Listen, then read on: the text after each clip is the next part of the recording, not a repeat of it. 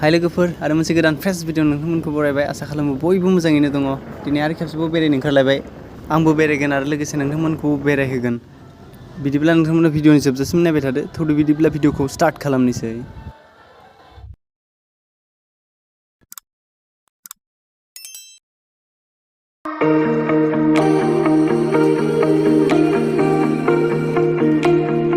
दिनै बोथोराबो जोबोर मोजां अखाबो गैया सान्दुंबो गैया बेरायनो जोबोर मोजां जादों लोगोफोर जोंना माने प्रपार डेस्टिनेसन गैया आरो जों बबेसिम थांगोन खालि न'निफ्राय ओंखारबोदों बेरायनो होननानै नायनोसै बबेसिम थांनाय जायो जों दायो माने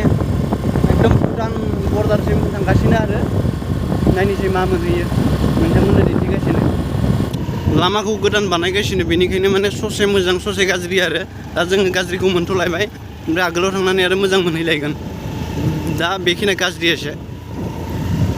बिदि दै जमा जाना दङ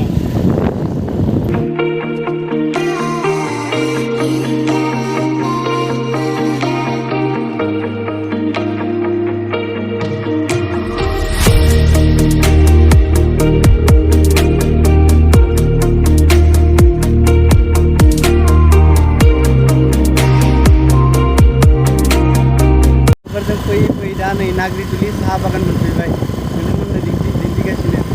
मोजां नांदों फैनानै जोबोर गिदिर माने बियो गिदिंबाबो गिदिंख' हाया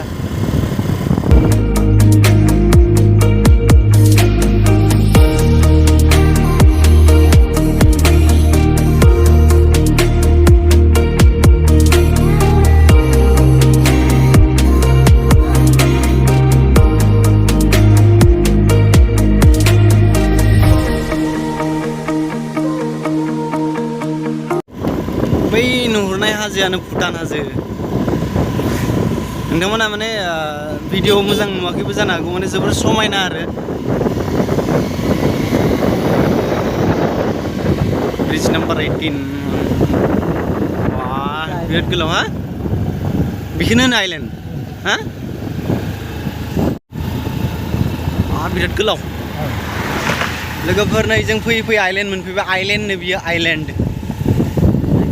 नाग्रिजुलि आइलेण्ड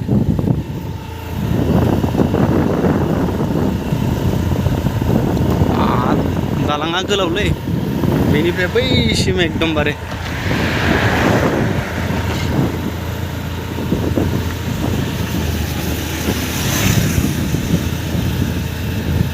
पिकनिक स्पट न' इयो पिकनिक जायो मानसिफ्रा बेखौ सरकारा बानायना होनाय ना गाव बानायना लानायनि सरकारा बानायदो ना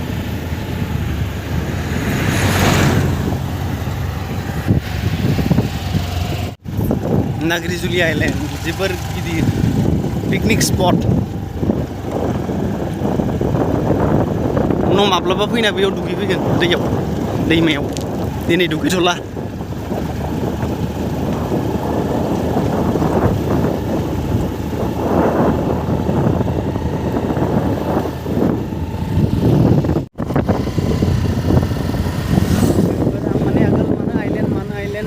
नाम दोनखो बा मानो आइलेण्ड होनो आं माने मोनथियामोन आरो बेखौ ओमफ्राय दिनै फैनानै मोनथिबाय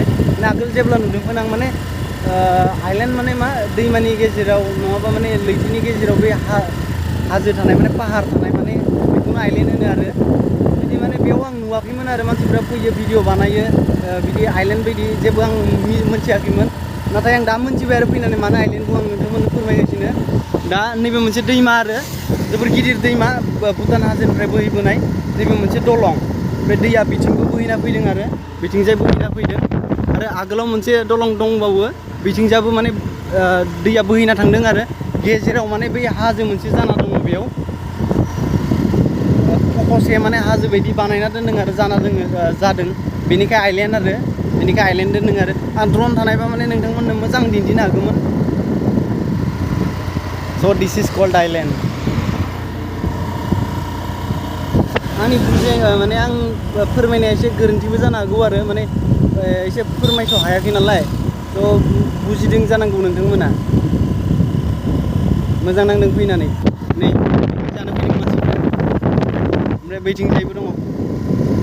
गंथाम गारि लानानै माने पिकनिक जानो फैदों बिथांमोना गुबुन रायजोनिफ्राय फैनाय बिसोरो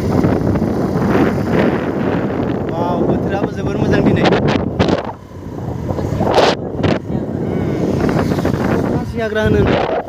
गुफुर एकदम